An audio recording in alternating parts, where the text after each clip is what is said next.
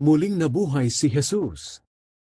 Madaling araw ng linggo, makalipas ang araw ng pamamahinga, pumunta sa libingan si Maria na taga Magdala, kasama ang isa pang Maria upang tingnan ito.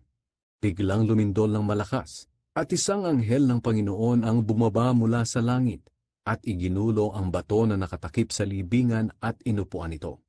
Nakakasilaw na parang kidlat ang kanyang anyo, at puting-puti ang kanyang damit. Nanginig sa takot ang mga sundalong nagbabantay sa libingan at hinimatay.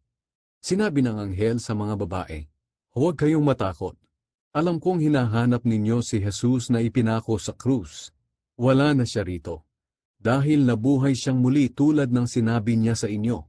Hali kayo, tingnan ninyo ang pinaglagyan ng kanyang bangkay."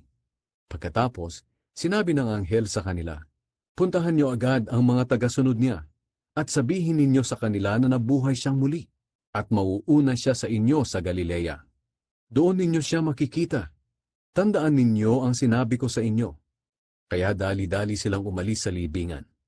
At kahit natatakot sila, masaya pa rin sila sa ibinalita sa kanila ng anghel. Patakbo nilang pinuntahan ng mga tagasunod ni Jesus upang ibalita ang pangyayari. Pero maya-maya, sinalubong sila ni Jesus sa daan at pinati. Lumapit sila kay Jesus, niyakap ang kanyang mga paa at sinamba siya. Sinabi sa kanila ni Jesus, "Huwag kayong matakot. Puntahan ninyo ang aking mga kapatid at sabihin sa kanila na pumunta sila sa Galilea. Doon nila ako makikita."